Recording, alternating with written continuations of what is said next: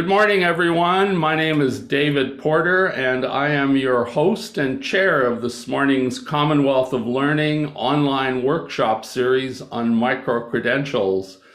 It's our pleasure this morning to welcome you back to Workshop 2, Putting the Pieces Together, Getting Started with Micro-Credentials and Global Perspective.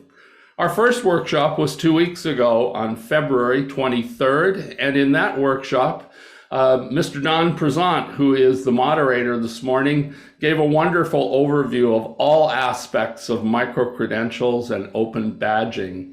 Don is again with us this morning, along with 4 guests. Gwen Zeldenrust from Mohawk College in Ontario, Canada, Sarah Peak from Humber College in Ontario, Canada, Dominic Orr from atingi.org, and Satu Yarvinen from skillsafari.org.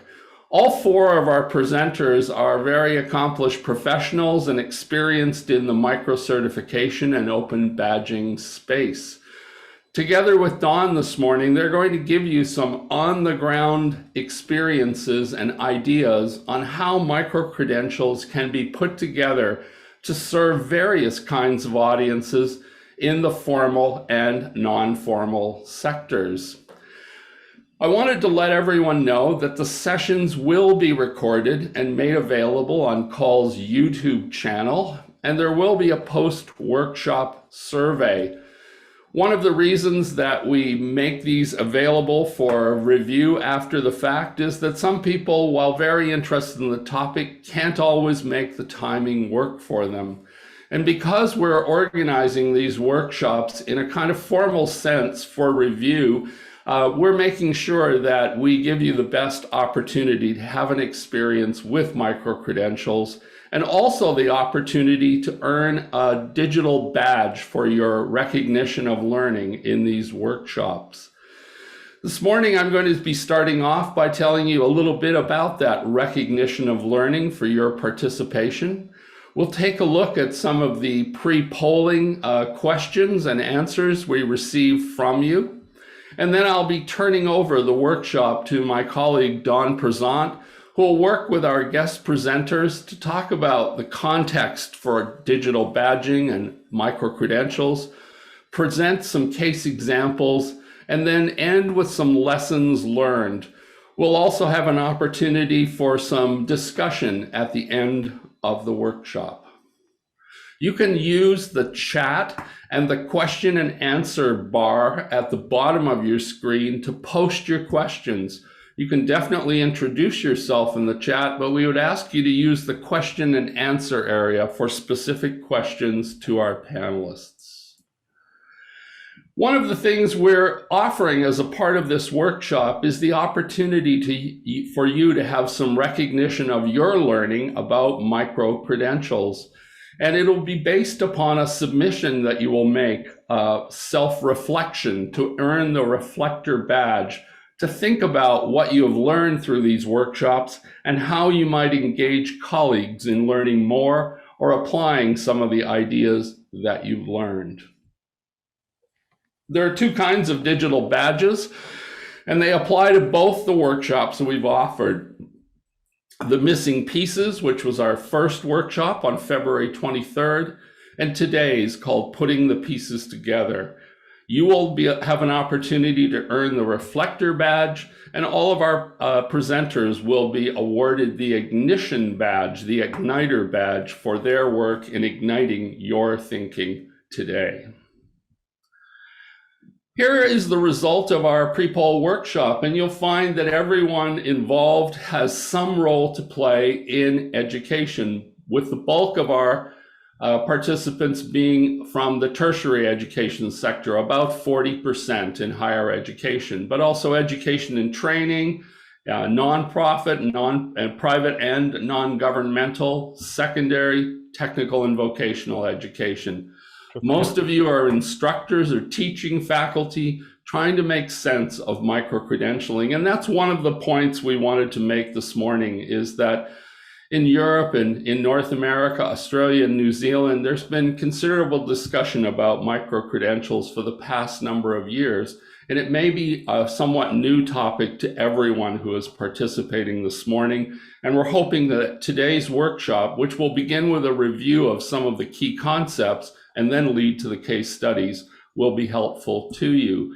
But a huge question that leapt out to us is, do you have examples of private companies where employee learning and training is aligned with an open micro-credential or framework? Very interesting question that some of our presenters this morning may be able to address. And that is, how do you align these micro learnings and micro credentials with workplace needs, and how does that work?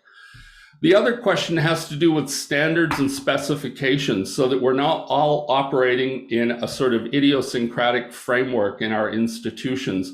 Are there some commonalities and frameworks that we should be thinking about to save time and resources and coming up with a more collaborative approach overall? And the third question has to do with challenges of getting buy-in from key decision makers, where many people are responsible for education and training, particularly in formal institutions. These are all challenges that are being confronted, and our two presenters from the formal sector may address that in their pieces of the presentation this morning. So just before I turn this over to Don Prezant, who is the CEO of LearningAgents.ca, a Canadian micro-credentialing and open badging support company, here are two things we're trying to do. We're trying to figure out the reasons for and review the reasons for designing and issuing micro-credentials. There are specific reasons for doing this, and that's what our presenters will be addressing. We want to learn how formal institutions address this issue and do their design, and how non-formal organizations do similarly in different kinds of contexts. That's where we are. That's where we'll begin this morning. I'll stop sharing now and allow my colleague Don to put his slides up, and we will begin the workshop and the presentations. Thank you. That's great. Thank you, David. I'm just going to share my screen first. Everyone can see that. Pick up on David's slide. And I thought it would make sense to review where we left it off last time, which was hints and effective practices in order to get started exploring micro-credentials and digital badges. So I'm just going to replay that here. And one of them is to essentially make it based on practice and experience, to actually hands-on explore, not get caught up in planning ahead of time and coming up with something amazingly brilliant. Just start with something and move on from there. And then think about why you're doing it. Engage stakeholders both internally and externally, sort of talk it up and find out what's working and what's not working conceptually. And then looking for something that's easy, something low risk, something where if it works, great. If it doesn't work, it doesn't really matter. What are some easy wins? Tapping professional resources as you need them, but maybe you have them in-house. Being really clear about what your credential is. So in other words, taking time on the criteria, thinking about the weight of it, and thinking about where it fits in an overall context. Being agile. So, and again, not overthinking, just sort of building from experience, building from practice or praxis, if you will. Planning ahead, thinking, okay, where is this heading? Do we need to put something in place as we scale up? And then thinking, and this, David was speaking to this in terms of alignment, aligning to commonly shared frameworks. So in Ontario, we have, for example, the essential employability skills. That's a good framework to hang micro-credentials off of, or it could be even aligning to principles. So and again, we'll be speaking to things like the eCampus Ontario principles and framework. Communicate, market, get, to some extent, this is happening already. There has been a sea change in these micro-credentials since about 2017. They are scaling up. There have been well over 50 million have been issued worldwide. It's getting onto people's radar. It's getting onto policy radar screens. To some extent, that work is done, but you need to do your own niche. So I just thought I'd frame things as well and talk about ecosystems.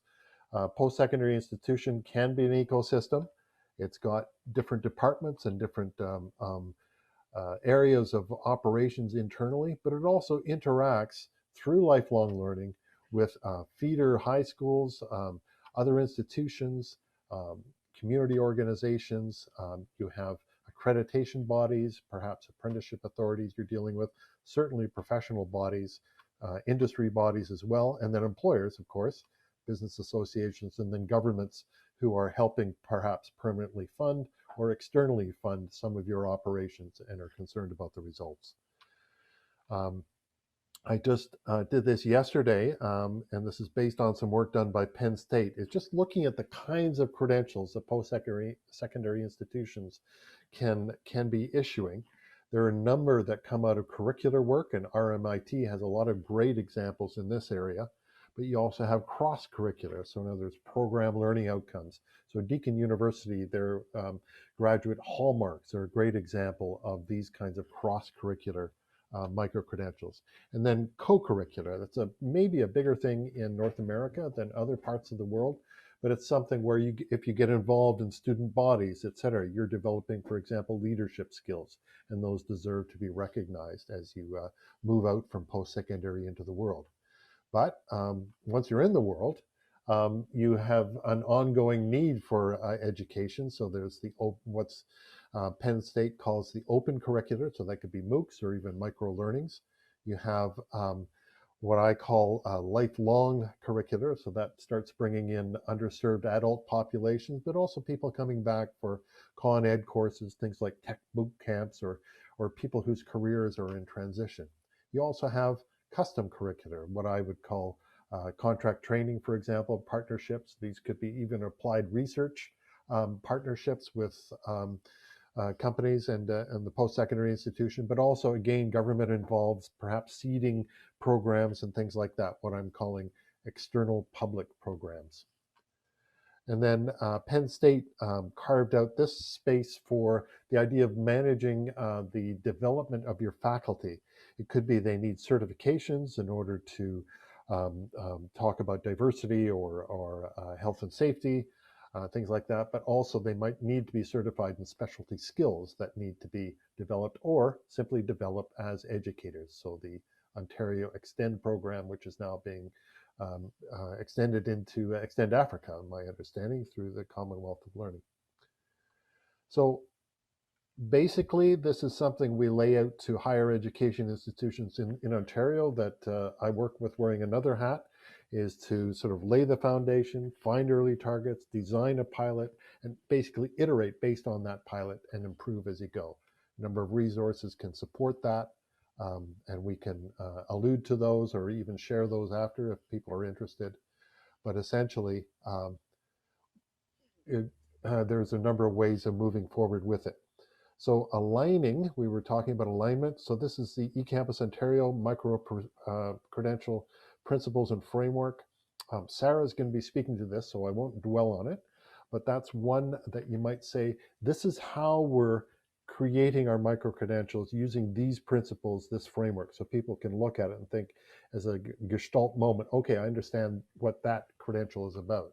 There's another one out of the Digital Credentials Institute out of Madison, Wisconsin. It talks about formal and informal, which is an interesting taxonomy. But also you have international standards, things like ISO and their certification standard, and then course certificate standards on the part of the Institute for Credentialing Excellence and ASTM down there at the bottom. Basically, these are used by industry bodies and also professional bodies worldwide to say that this is how we manage the professional standing of our members. So these are very useful resources to align to. So that's a bit of a whirlwind tour of ways of thinking about framing your micro-credentials, whether you're a higher education institution or indeed a non-formal recognition institution. I'm now going to transition to handing it across to, first of all, Sarah and Humber College and a case study there. So I'm going to give up. Thanks, Don. I'm just going to switch as seamlessly as I can over to my own screen. Sorry about that. Actually, Don, I think you have to unshare. I'm not getting the ability to share. You should have. Let me just check. And just for a matter of time, there may be a couple of times where there may be some extra little clicks. So why don't you carry on and continue to share the deck, and I'll just give you my little cues. We'll pretend that it was seamless. Probably easier this way. Great. So you can go to the next slide, and I'll just briefly say thank you to the Commonwealth of Learning for inviting me to be a part of this conversation. It's so exciting to be looking in the chat at the greetings from all around the world. I know I, for myself, get very wrapped up in micro-credentials in my little piece of the ecosystem at Humber College in Toronto. And we sometimes forget how widely this whole notion and practice of micro-credentials has extended and how we can be interconnected. And my segment of this presentation is really to talk about how we can leverage those interconnections to improve not only what we offer here at our own institutions or in our own organizations, but how that actually can help to influence learners across, globally, which is tremendous. So if you can just quickly go to the next slide, Dawn. And I wonder if I've frozen.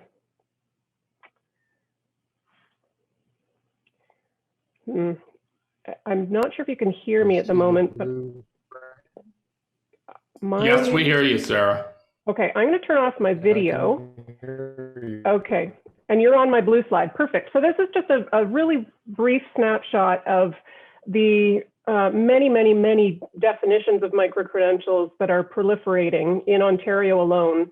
And what I've done here is to represent the many different ways that people are trying to establish a corner of the micro-credentials world, and how confusing that actually becomes for earners of micro-credentials and for the consumers of micro-credentials, which are the business and industry partners, who are really the two critical components or critical stakeholders in the engagement of micro-credentials.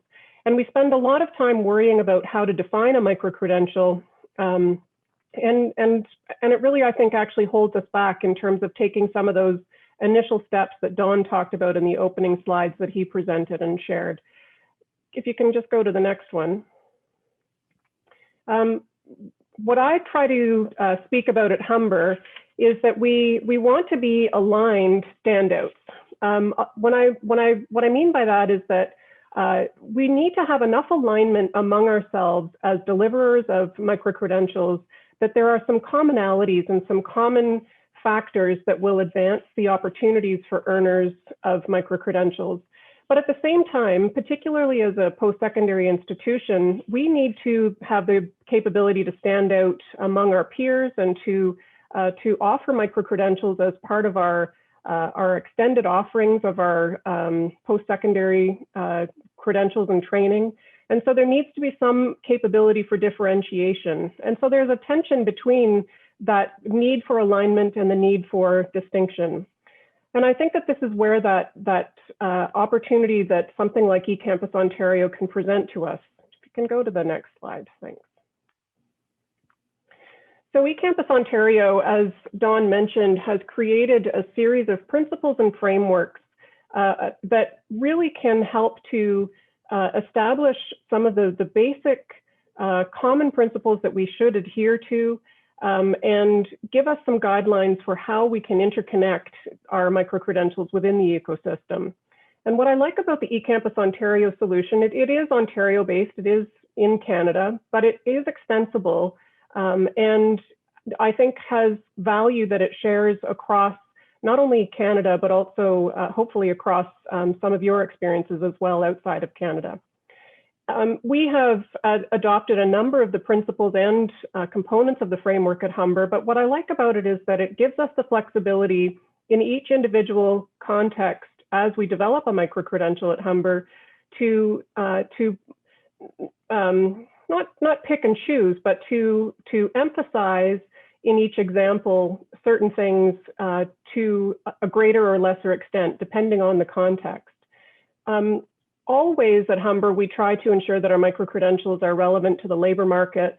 There's an importance around the verifiability and the the brand that Humber can bring to a microcredential. We really value the ability of the learner to own their own learning and to curate their own learning in a way that is meaningful for them.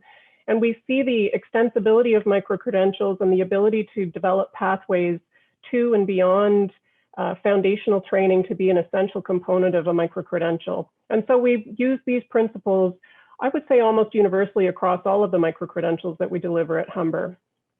We also, though, really focus on competency and skills, and our microcredentials are intended to be outcomes-based. They need to be granular on something specific that has translation between the learner and the consumer of those microcredentials. At the heart of a microcredential is an authentic assessment, and we're currently really exploring what that means. How can a learner demonstrate either at the end of a micro-learning opportunity or even using learning that they have gained from non-traditional sources, how can that assessment enable the identification with a microcredential? So that's really such a key component for us. And wherever possible, we're looking for opportunities for endorsements, for partnering, for the consumers of microcredentials to lend their value and therefore increase the benefit to the earners. And so it's really, truly a partnership.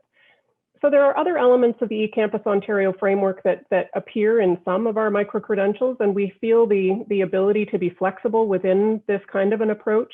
But the approach enables us to actually be very aligned, not only in our own context, but with other contexts across the landscape, across the ecosystem. Can you go to the next slide, Don? So this slide is about how we actually go about doing that alignment. How do we maintain alignment? Humber College in Toronto is a large organization. We have about 30,000 full-time students, and we have as many part-time learners and non-traditional learners, and a growing number of learners who are involved in microcredential offerings. And we have, as in any large organization, we have the risk of siloing and entrenching into our own areas because of size and so on. And we have developed templates that enable us to remain aligned to our foundations. And funnily, when I was reviewing the slides that Dawn shared last week, a number of the pieces that we've used to base our own templates are actually contained within some of those pieces that Dawn has shared. So again, it's just that emphasis on sharing and cooperation among us. We have 4 key pieces that we ensure that we bake into all of our microcredentials. First, there's a really clear identification of stakeholders, and the stakeholders are the earners and the consumers and the potential endorsers of microcredentials. If someone who has an idea for a microcredential can very readily name who those 3 constituents are, then we know that we have a good idea of how to create a microcredential. There is a detailed assessment and learning methodology that needs to be included, and we've used our tool to help to frame what that assessment and learning methodology should look like. There are quality measures that are a very important component, and in every microcredential we have an outcome and evaluation process so that we're consistently reviewing and ensuring that we're continuously improving our microcredentials. And all of this aligns to our internal quality framework that is the backbone of our academic division, but it is flexible enough that it enables us to address the meaningful and timely needs of businesses and stakeholder partners who have immediacy and training priorities that are not directly tied to some of our full-time credentialed programs. If you can just move to the next slide. We have one project that I'll just very briefly speak about, which kind of summarizes all of our application of that template. And this is a project that we call the Digital Fluency for the Workforce Project. It's actually a project that was funded by the Future Skills Center in Canada. And it's targeted at underrepresented individuals and employers who need to develop digital fluency in order to be able to achieve employment and to improve employment within their workforce environment. And we have applied the template that we've used to ensure that we've developed this series as a stackable series of digital micro-credentials. We began by having a consultation with partners from across every sector that Humber has an academic division connection with to identify what their digital fluency needs were. And so by doing so, we really centered that sense of the partnership and the relationship between the earner and the consumer. And we have developed an assessment methodology and a learning methodology that is really designed to target the learning for individuals, to enable learners to progress at a pace that meets their personalized needs. So in other words, if I have had a training, then I don't need to repeat training, but I can be assessed and awarded a micro-credential to progress to the next level. And there are measurement capabilities within that framework that enables us to demonstrate that there is a change in the workforce that has been brought about as a result of this micro-credential. And we're into nearly the second cohort of learners who are going to participate in this project. And we're seeing in real time the effect of this templated strategy, alignment to the principles that we have striven for both at Humber and provincially. And we're seeing those bearing out with really positive results for our earners and our learners. My last slide is just simply an image. We've created our badge to indicate the completion of micro-credentials, and we're looking forward to being able to award those micro-credentials to the first cohort of digital skills learners. And I'm interested in any questions that anyone may have. We have some information about our strategy that is evolving, and we're adding to it on a daily or weekly basis at humber.ca/micro-credentials. Thanks. That's great. Thank you. Thank you, Sarah. I noticed that the maple leaf has got the sort of a retro look. It looks like there's a Toronto Maple Leafs fan on your design team. Well, if you're a Leafs fan, sure. Okay. It's a sad story, but anyway, we'll move on.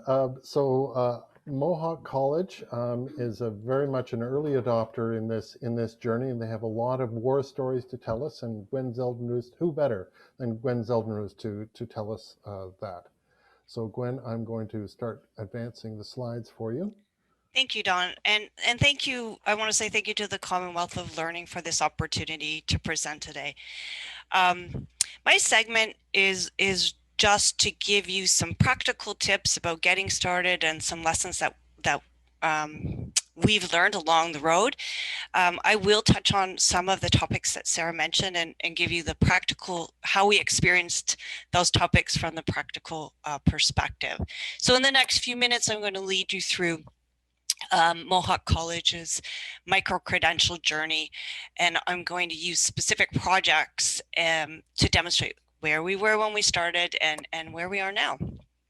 So just to give you some context, and Don mentioned this, we were early adopters. So when we started developing content for micro-credentials, it was before the pandemic, and there were some post-secondary institutions issuing, but I've really noticed a lot of growth in the interest of micro-credentials since then, and particularly since the pandemic.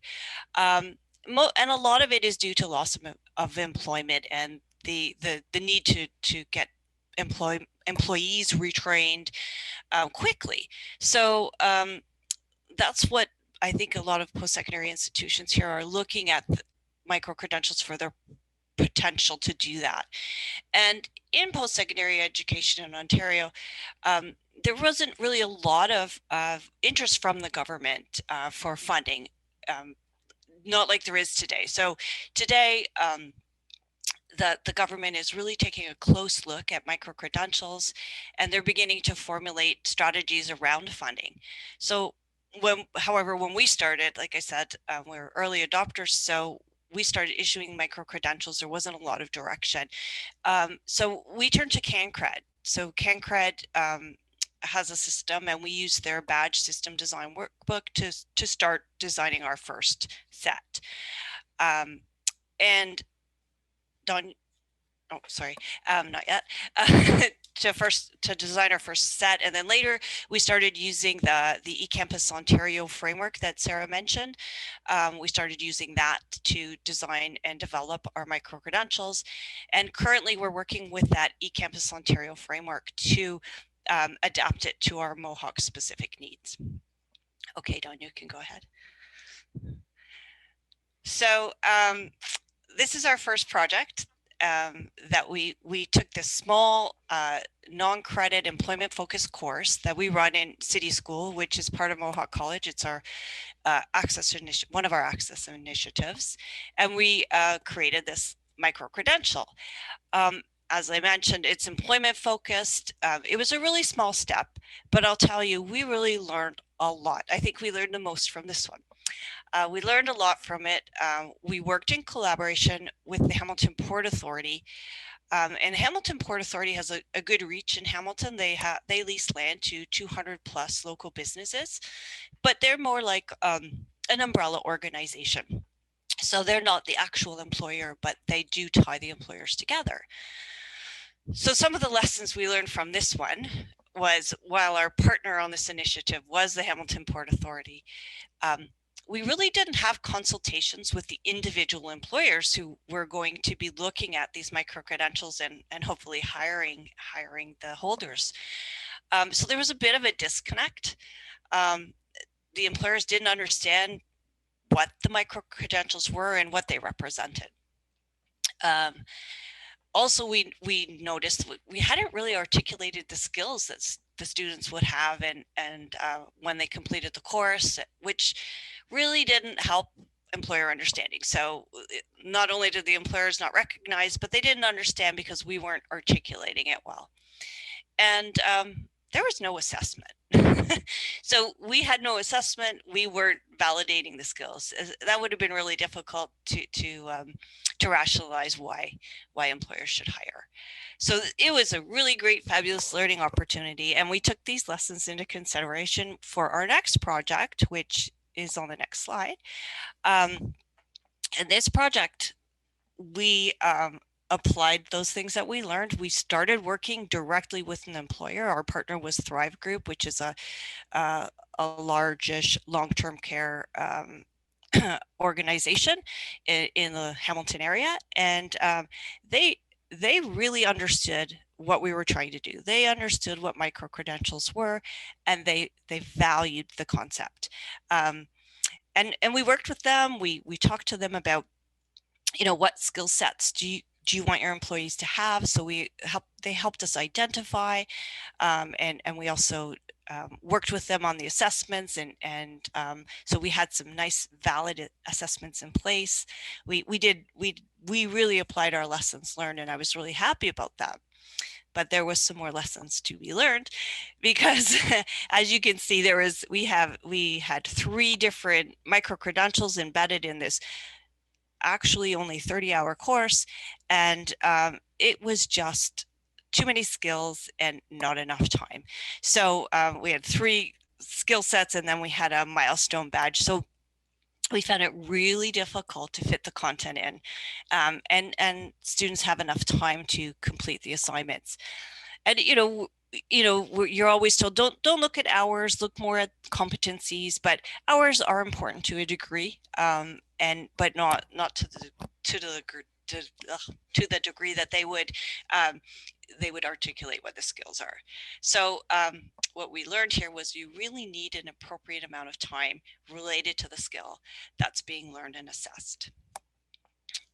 Okay, Don, to the next one.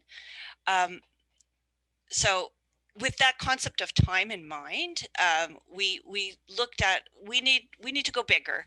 This needs to be a bigger project. So we had a program that we're already delivering that was just a really great fit for a micro credential system. And this program was the Workplace Preparation Program. And what we wanted to do, there was sort of, our objective on this case was twofold. We wanted to implement micro credentials and have employers learn about what they are so that they'll value them more. But we also wanted to really showcase the participants in this program because they are, and we're still running it and we're still micro-credentialing it, but they are internationally trained professionals. So the program with the micro-credential, the goal was to help these newcomers to Canada obtain employment in Canada more quickly than the current average of 5 years. Our project partner on this one was the Hamilton Chamber of Commerce, which was a great choice because they have over 1,000 employer members. So there was a lot of potential for reaching employers. And the program itself was approximately 200 hours. So we were able to fit, all 5 of these credentials in, and with plenty of time for assessment and plenty of time for the participants to learn the skills. We had a great marketing campaign. So we were trying to educate, although again, we're using sort of a more umbrella organization. We thought with a marketing campaign, we'll be able to educate employers, and it will be really helpful. But we still didn't have that direct employer buy-in. And like I said, while the Hamilton Chamber of Commerce was great, they really did push the marketing, they promoted, they educated their members. We didn't get the uptake that we were hoping. And I feel like if we had have made more direct connections with employers, possibly asking them to contribute to the content and to the assessments and to the, to identify what skills they would prefer, we probably would have had a lot more success with this project. But we're still working on it, and we're going to continue to run it regardless. So those are 3 little case studies, but I want to talk to you a little bit about where we are now. So Dawn, you can go to the next. Thank you. So now, those are just 3. We've done many more experiments with micro-credentials, but we've gotten to the point where we are now developing a strategy for the entire college. So in that, with the talks and the discussions, we realized we really do need to shift the focus on from how many course hours a student completes to what a student can do. So we're shifting from course-based hours to competency-based. And time, like I said, time's important. We have to have enough time, but it shouldn't be what the marker of success is. So that's not part of our strategy. We also realized micro-credentials can be applied to any area, anything you want to do, you can micro-credential it. So you can't have a really prescriptive framework. And if you get a chance to look at the eCampus Ontario framework, you'll see it's not prescriptive. It's really a good general guideline, but not really prescriptive. So if you get too tight and you get too many restrictions and rules in, you're not going to be able to work flexibly like you need to. So we've identified a space where micro-credentials can help students. This is a new thing for us. We've identified this space where micro-credentials can help students bridge actually from program to program. So we've looked at some common competencies, and if you can micro-credential those common competencies, students who want to switch programs midstream or whatnot, they're able to do so with these micro-credentials. So this is something really new that we learned that, within talking to our steering committee and that kind of thing. So we're going to be trying to pilot that as well. We've also going along with that flexibility, we, instead of settling on one specific common language competency framework, we're trying to tie things into Bloom's taxonomy, because we feel like Bloom's taxonomy will be appropriate for all different courses, because every course has learning outcomes and we can fit them into Bloom's taxonomy. And this is going to be sort of what ties everything together. In terms of the college and getting buy-in from the different stakeholders, we've really had a lot of interest from the program areas and from the faculty. So we put together a steering committee that's very cross-sectional. There's faculty, there's administrators, there's coordinators and program heads all on this committee to help us build what's appropriate for everyone. And then for outside stakeholders, we're planning on connecting with them during program review when we go out to our program advisory committees and talk to them about our programs. We're going to connect with them about micro-credentials. And also we do a lot of course development in partnership with employers, and we will connect with partners on that and employer partners. So in a short time, and I'm talking about a span of not even 2 years, we've learned a lot. And I'd like to credit that with the fact that we just started issuing. You know, we didn't step back and make it perfect first. We started issuing. And then we looked at what we learned and we incorporated our learnings onto the next project.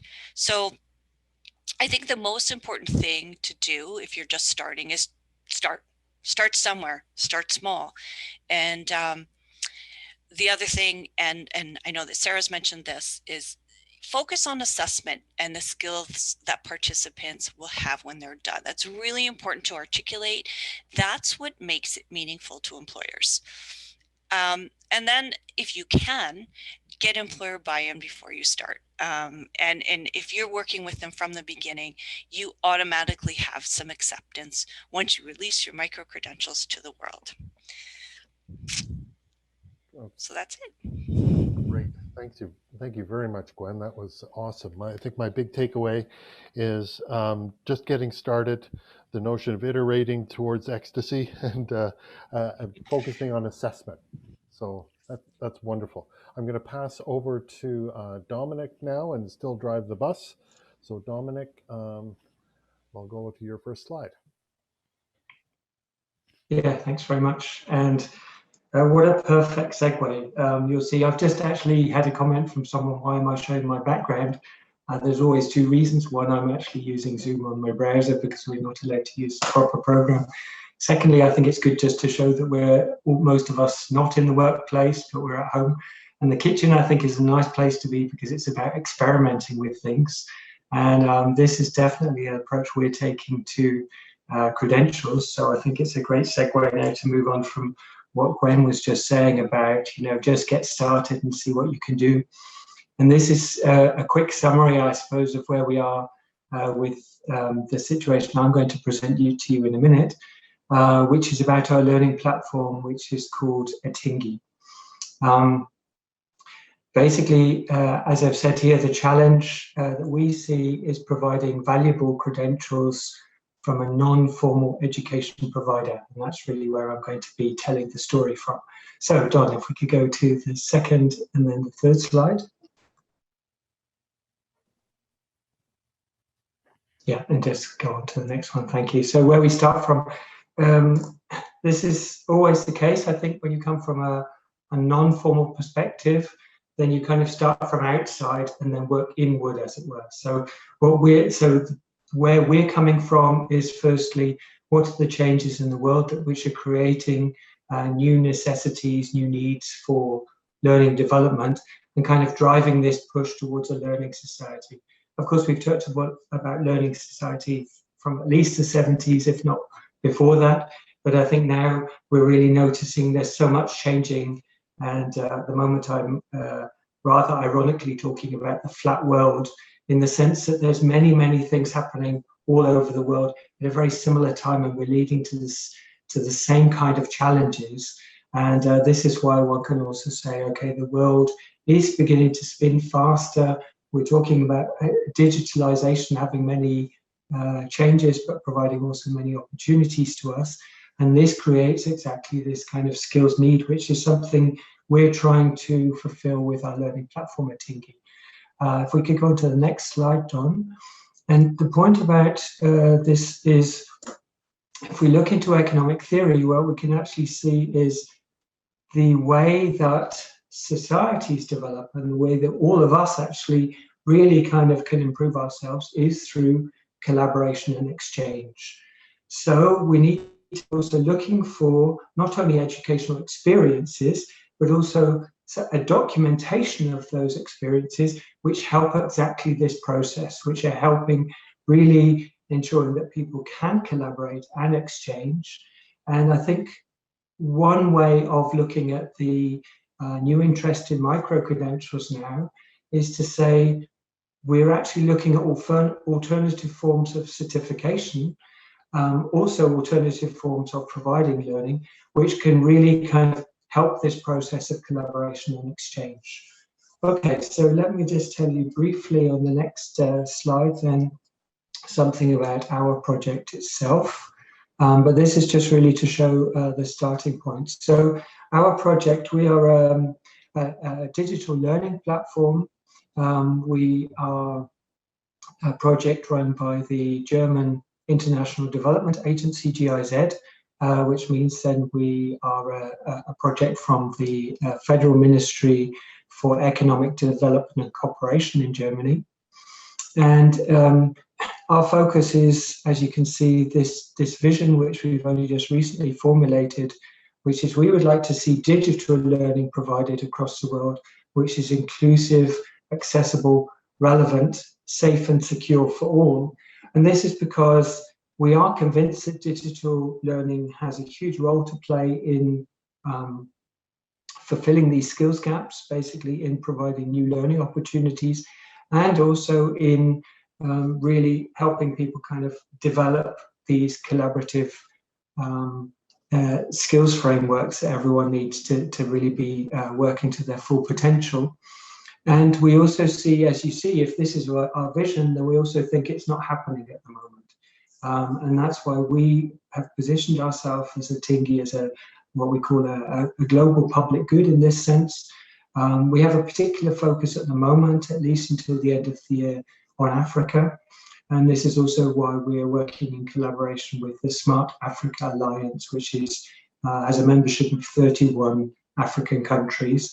And with their focus as well is how can we really get the most out of the potential of digital transformation. So if we could go on to the next slide, and then I can tell you a little bit about our view of certification. So if we go into the next one, thank you. So as I said, we really take the position that we are a non-formal provider, and also we're really most interested in providing learning which gives new opportunities. If we're doing that, then what it means is if we think of certification from our perspective, it's not the end of the process, but it's a start of a process. This is one way of really seeing how educational systems are normally organized, and I think how many of us now try to adapt to this kind of really, pushing and enabling the learning society, which is that basically, education and learning never stops, and therefore certification is just going to be some kind of documentation of where you are at a very particular moment. And so this is the way we see this. And also the point is, we're not really interested in the certificate itself. We're interested in something that gives value to the learners. And we see certificates could be this kind of connecting point between what they've previously done and what they can do, let's say, in a new ecosystem trying to enter. So one example of that would be they want to try and get into the labor market. So therefore, they need something that allows people to recognize what they can do and what skills they've developed, skills and competencies. And so we need a certificate which can do this. This has the consequence that the certificates we're most interested in are those where it's possible to have endorsements from well-known businesses and educational providers. Normally, I would say at this point, basically, also, I think in 2025, nobody will want a certificate from a Tingy. because we are just kind of a, we're a facilitator in a way. What people are really interested in is, can I have a certificate which actually makes this linking piece between what I've learned and what I can do much easier. And I think one way maybe where we have it a little bit easier than what Gwen was just mentioning is very often we're actually getting some of our learning content from partners who are already in the employment area, or who've already been working very focused on skills and competencies where there's a clear demand in the labour market. And so it's much easier for us to say, well, as part of that participation and part of that partnership, we actually want to include that endorsement then of them, of what's been learned in this certificate. And this is, I think, one way we think we can provide recognition for the learners. But the second thing is, in a way, and this is why we're very focused on the concept of open badges, we need a certificate which is very flexible, which can be used in very many settings. But the problem with flexibility is, in a way, you have very fuzzy information. You have information that's then hard to recognize. So this is why a second point for us, which is very important, is we really need to make sure that the certificates we have are aligned to existing skills frameworks. And this is really to the point that I think Sarah was mentioning before as well, which is, finding this kind of common language. So I can give you a quick view on one of the badges we've just been issuing. And I should say here that we're really just starting on this journey. In fact, Don is helping us and advising us.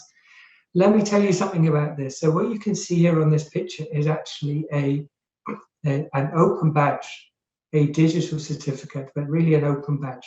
Now, the interesting thing is you can see that there is actually one thing missing here at the moment, which is we don't have the endorsements in at the moment. But you see it's quite a long document. In fact, it's 4 pages long. And let me just tell you a small anecdote, because there were 2 interesting things about this open badge, which we've only recently issued, and we issued it as part of a training for digital learning in Niger in West Africa. The first thing was that very quickly after the training, a number of the students put this badge up onto LinkedIn. This is something that we really hoped would happen. In other words, clearly they see some value in this because they're already displaying it in the hope that it actually helps them have new opportunities. The second thing was a number of my colleagues who haven't had anything to do with open badges before, they said, well, that can't be an open badge. I thought an open badge is a picture. And this is, for me, very important, because the open badge and the visualization of the badge, whilst I find it interesting, that's not the important point for me. The important point is that having a digital certificate, and I like the open badge specification because we've got kind of this global standard of what should be in there. But having a digital certificate means we can have a lot more information in it than we would tend to have in most other certificates. Most other certificates are very focused on kind of the aesthetics, whereas here we can have much more information going through. The most important kind of challenge with this is just to try and make sure, though, that the user journey is simple then for the learner, because in a way, just as it is a challenge for us in education, it's a challenge for people, for learners, to understand there are different types of certificates, and one may have lots of information in, and they have to kind of know, what can I do with them?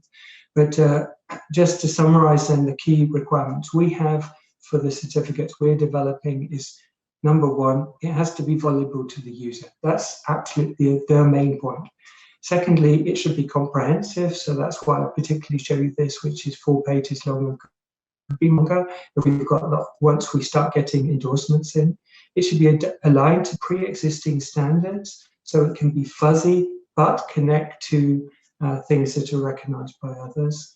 And we have to find different ways to make sure it's trusted as well. And I think fulfilling the other criteria will lead to a trusted certificate. Okay, the very last slide I would like to show you is just the use cases we're thinking of where we can see this type of certificate being used within our own learning platform. The first point is a very simple one. So somebody does a piece of learning, at the end of it, they get a certification, and that gives them the new opportunities. We're working on a project at the moment together with the World Bank, which is actually going to be offering training on kind of a sensibility to digital transformation for policymakers and for regulators. And in this case, they're very interested, the learners, the target group, are very interested in kind of having lots of different modules which will cover many different things. And they have kind of two requirements. One is that they need these to be in small blocks of learning, but they would also like to have something that, at least for some of them, leads up to something which is really of higher value. And we have the idea maybe in a couple of years we'll be leading in that program to a master's program. So this is the point of having pieces which connect up with each other. So this kind of stackability. And of course, the other one, which I think the two colleagues already mentioned briefly as well, is of course, what about the other way around? We start from recognition, and then from recognition, then we start saying, okay, now we know something and we're going to recognize some of your skills and competencies. Now we're going to actually help you by providing other learning pathways which fit in with that. So those are, I think, just very briefly, the kind of three ways we're looking at it. And we have some examples in each of those three areas at the moment. It's very new for us, I think, but we're quite convinced that this is the way we can really start to kind of fulfill our task with the learning platform. And I think the main point is just to re-emphasize what the colleague said before. The main point is we have to start experimenting with some of these things, but experimenting with the focus on the learner, because that's what we're doing all this for. Okay, I'll pass you back. Thanks very much. Thanks very much, Dominic. I think my key takeaways are micro-credentials as knowledge objects, as connectors, and the start of the process, and that learners have to be at the center. Thank you very much. I'm about to pass over to what I know is going to be an exciting presentation from Satu. David, I'm wondering if you want to say a word about the time of the session.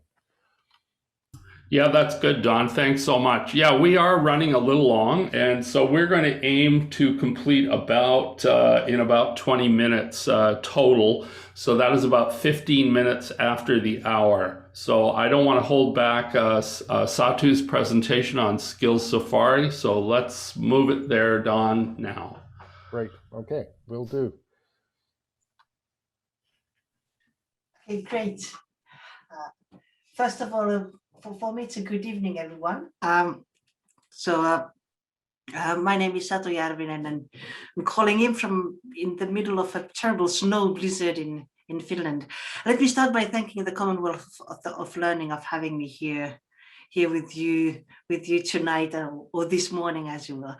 I'm going to speak briefly about Skills Safari and the work we do with badges, and I think it's quite a good continuation to David's presentation, because I'm starting right where he ended, which is his third approach on how to use badges. About Skills Safari, we are a company focusing solely on the recognition and validation of skills in Africa with badges. And the reason for working in Africa, well, not all the 54 countries, but quite many countries already, is for my background, for being brought up in Senegal with the best jollof rice of the continent. Greetings to our Nigerian participants. We know where the origins come from. And also a professional background. Africa has a lot of opportunities and demand in terms of vocational skills development. And we firmly believe that badging is an interesting opportunity for people on the continent. So, as I said, what we really focus on doing is recognizing and validating skills of people by using open badges. So it's less about looking at building training programs and education programs and digital learning. It's really trying to tap into people that work in different sectors of the society and starting to see what skills they have that we can recognize and use that knowledge as a foundation to build better careers. Due to my background and other backgrounds, we have worked quite a bit with teachers and validating teachers' ICT skills. My background in using open badges is from Finland, where we started working in validating the digital skills of Finnish teachers with badges, and that kind of leaned towards other countries as well. But it has been interesting to work like more on the formal side in validating the ICT skills that teachers have, because there has been a lot of ICT training done for teachers all around the world.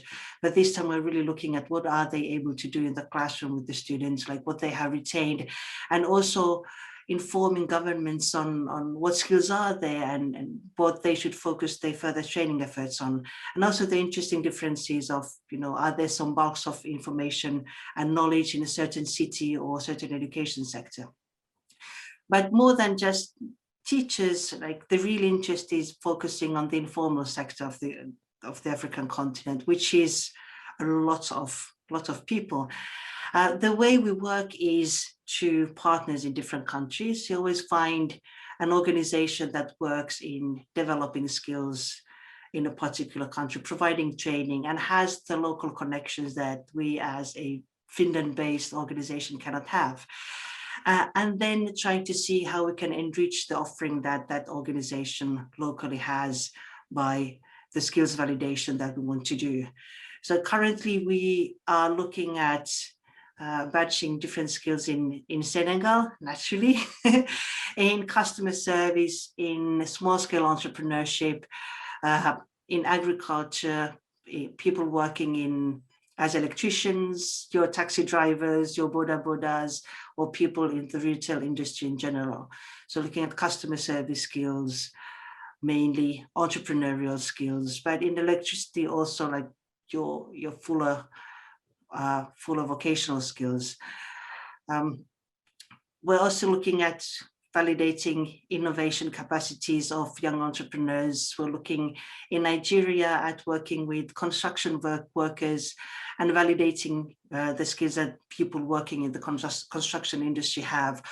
Also, one part of this, which lies then to the previous presentations who have talked about the alignments and the formal education system, we partially want to help unburden the load that the formal education system has by validating and recognizing skills that people have so that the further training need could be lowered a bit.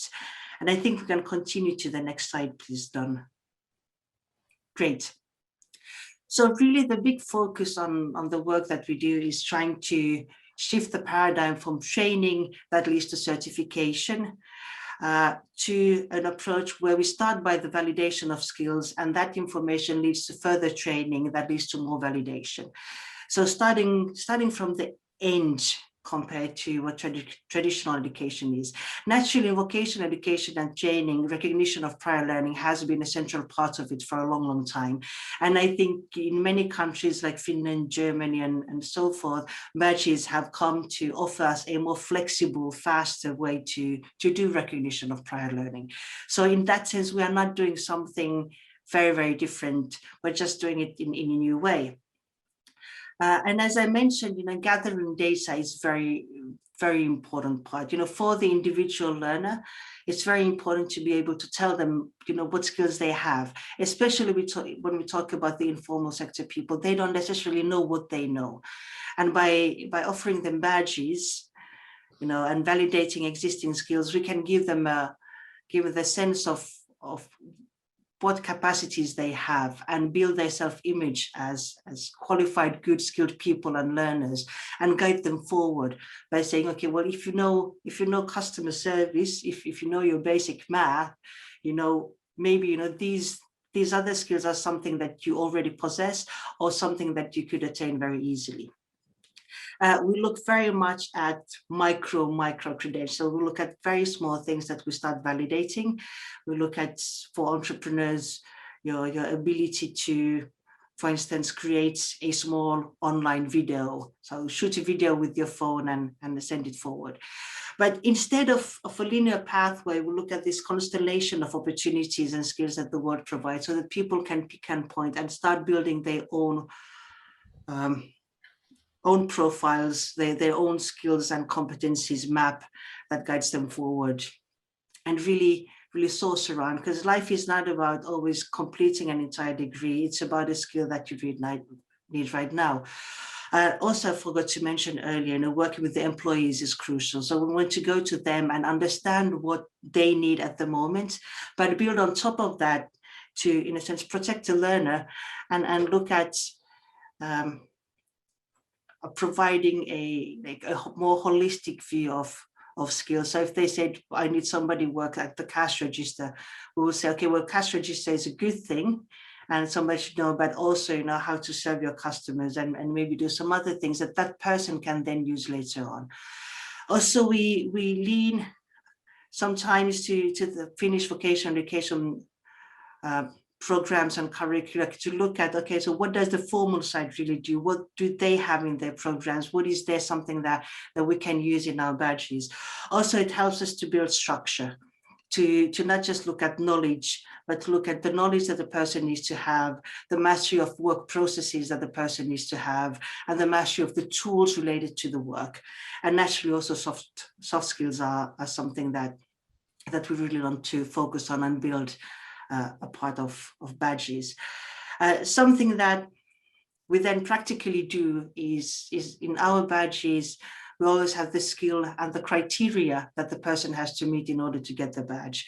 So we send out badge criteria and with an application that the person has to fill.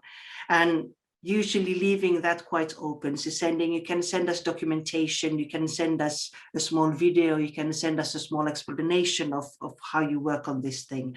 And all of those applications are being assessed and then approved or sent back for modification. So the approach, can be a bit laborious, and naturally we have to be very sure that the information that is provided to us is correct and from the right person and so forth.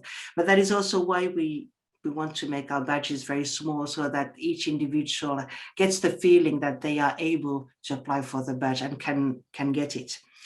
Usually then with our partners, they can come in and say, hey, listen, if you don't have the necessary skill, if this is something I'm interested in, we have online training, we have,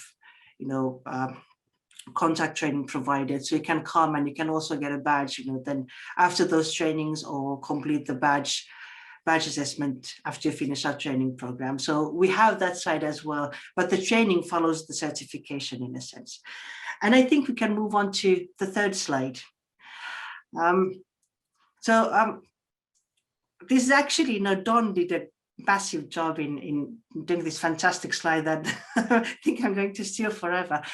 But like in the past few years that we have worked in the African continent and with badges, it has really proven that there's a lot of potential with this approach, just for the sake of the informal sector being so huge, so many people that can benefit from having access to some form of training or some sort of validation and certification. They can go to school for years, but maybe this is something that a taxi driver while waiting for another customer could do in 20 or 30 minutes in his car. So that's a big dream. We have learned that partnerships are crucial. Working with our local partners is an essential component, because they know the market, they know the employers, they know the needs, and we can come in and fill with our understanding of learning and badging and so forth. And then that the person is important. Like many people have said, that you really have to focus on the learner and building that person, his motivation, his curiosity, his interest towards the topic that they want to learn. And then also, focusing on the practical things. Sometimes in education, especially the higher we go, we tend to make things rather complicated. But for us, we really want to look at the things you have to be able to do at work. So if whatever it is, whatever your competence is, it turns into something practical you need to be able to do. Whether it's plugging some electrical device that's practical, or being able to use a video projector in a classroom with students. Those are the practical things that we want to focus on, and it makes the assessment easier. And also, developing a strategy of data. Badges provide us with interesting data of what people know, what their gap areas are, like geographically, in so many different ways. And that information is valuable, especially if we work with large organizations, to the employer. Who knows what and where? How can we build on that? What are we missing out? What do we need to be training people? That has huge value. And actually, the fun thing about badges is that it's strongly gamified. But the challenges, in the African continent, is a lot about, connectivity, finding the right level for the badges. Language issues are there. People having limited ICT skills in the informal sector, limited access, price of data, all of those are challenges that we need to overcome. And I think the biggest one is to make sure that we have a very simple platform through which we can offer the badges to people, so that they could reach them even to future phones, to USSD codes or something similar. That would be, in a sense, ideal. But these are all hurdles that we come across, and then we find solutions, and usually everything turns out beautifully. In all the projects we have done, the reception has been very surprisingly positive.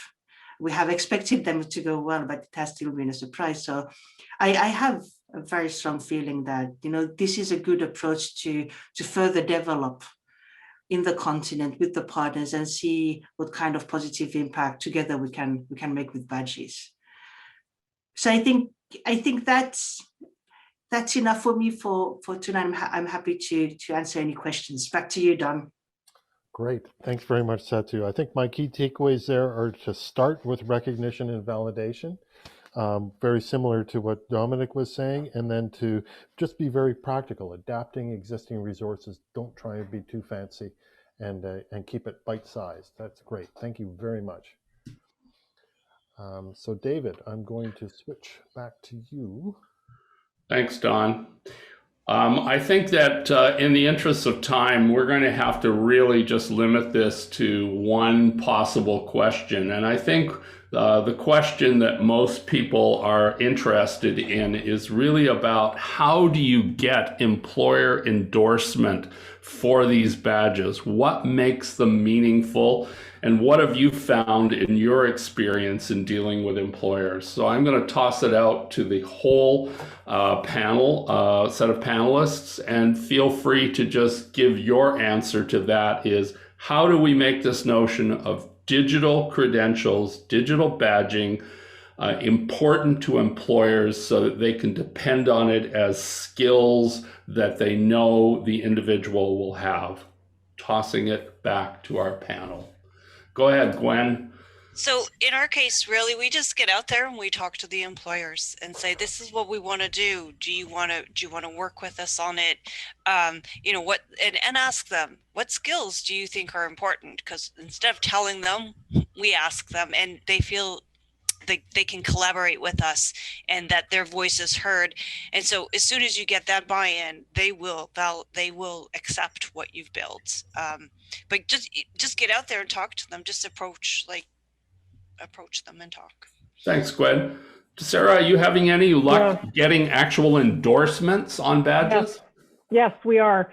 And I echo Gwen, you need to be listening. We have a natural conduit as a college, even more so than universities, I think, because we have our program advisory committees and other business and industry partners that fortunately for us really feed our pipeline.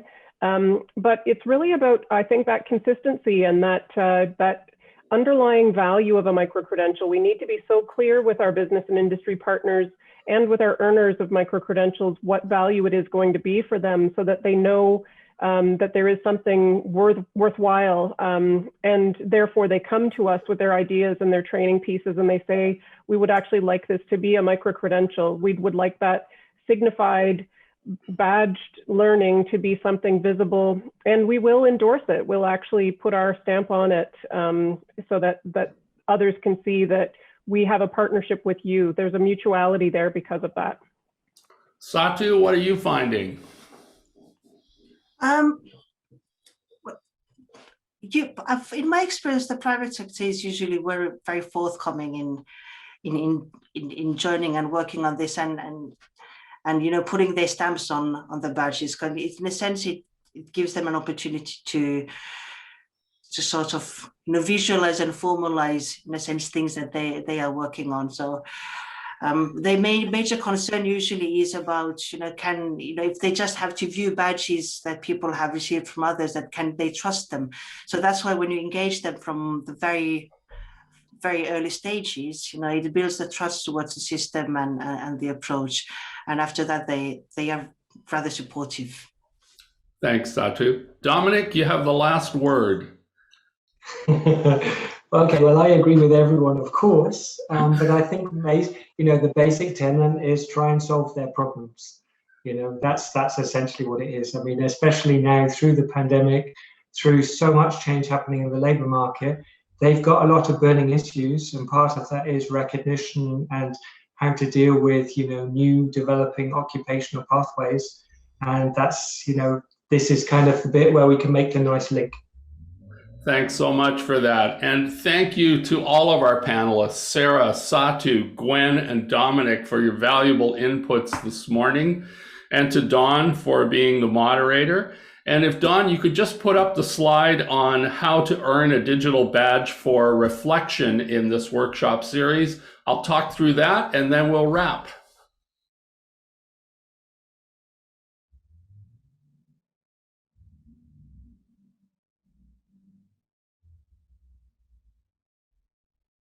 Dawn? Excellent. And if you go full screen, Dawn, that would be great.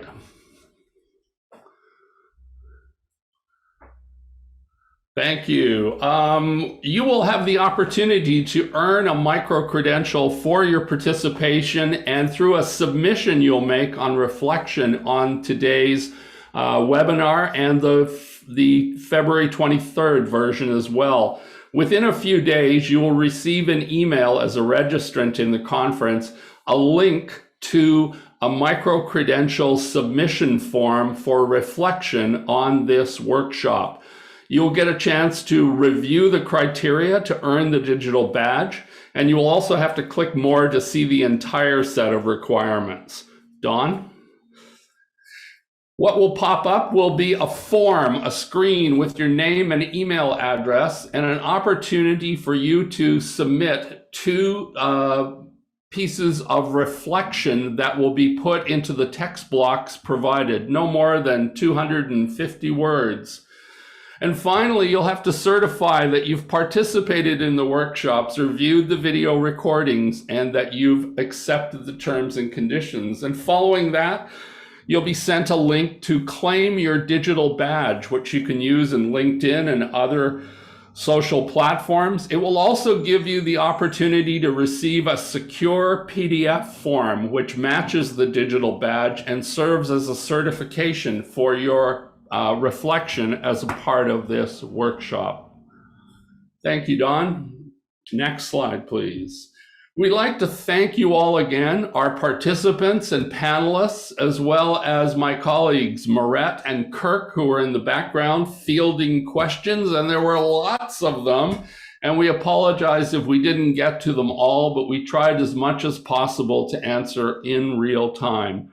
Thank you once again for joining the Commonwealth of Learning's micro-credentialing workshop series. And we wish you the rest of your day to be productive and healthy. Take care, everyone.